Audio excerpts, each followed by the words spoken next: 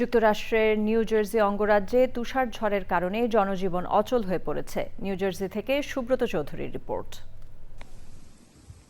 Winter Sturm fern নামে পরিচিত এই শীতকালীন ঝড়ে বিপর্যস্ত নিউ জার্সি স্টেট। উত্তর মেরু থেকে সরাসরি বয়ে আসা এই তুষার ঝড়ের প্রকোপে ঘর বন্দি অধিকাংশ মানুষ। তাপমাত্রা শূন্যের অনেক নিচে নেমে যাওয়ায় হাইপোথার্মিয়া ও ফ্রস্ট বাইট সহ বিভিন্ন শীতজনিত স্বাস্থ্য ঝুঁকিতে রয়েছে অনেক মানুষ। বিশেষ করে শিশু, বয়স্ক ও শারীরিকভাবে দুর্বল মানুষদের জন্য এই পরিস্থিতি অত্যন্ত বিপজ্জনক। সবকিছুই বন্ধ, গাড়ি ঘোড়া কিছুই চলে না। আপনারা সবাই সুস্থ ও নিরাপদে থাকুন, সেটাই প্রত্যাশা করছি। প্রচন্ড তুষারপাতের সঙ্গে আর কাঁপানো ঠান্ডা বাতাস, এই দুর্যোগময় অবস্থায় সবাই নিরাপদে থাকুক।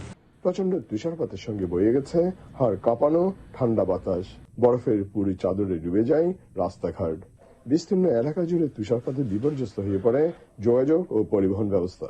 শীতকালীন তুষার জলে আমাদের জীবনযাত্রা বিপর্যস্ত, বাসায় বন্দি, কাজকর্ম নয়। তুষার ঝড়ের কারণে আমরা সবাই বাসায় বন্দি। রেকর্ড পরিমাণ স্নো পড়েছে। তুষার ঝড়ের কারণে বিমানের অনেক ফ্লাইট বাতিল হয়েছে বা দেরিতে চলেছে, যার জেরে ভোগান্তির শিকার যাত্রীরা।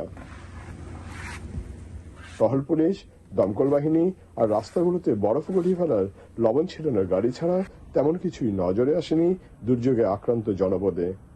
Atlantic city mayor Martin smart শুরু থেকেই পরিস্থিতির উপর সার্বক্ষণিক নজর রেখেছিলেন এবং পাবলিক ওয়ার্কসের লোকজনের কাজকর্ম নিবিড়ভাবে তদারক করেন।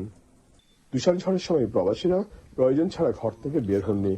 তুষার ঝড় থামার পর বাড়ির চারপাশের স্তূপিত তুষার পরিষ্কারে শহরগুলোর বাসিন্দারা ব্যস্ত হয়ে পড়েন। Subrata Chowdhury, channel I, new jersey, America.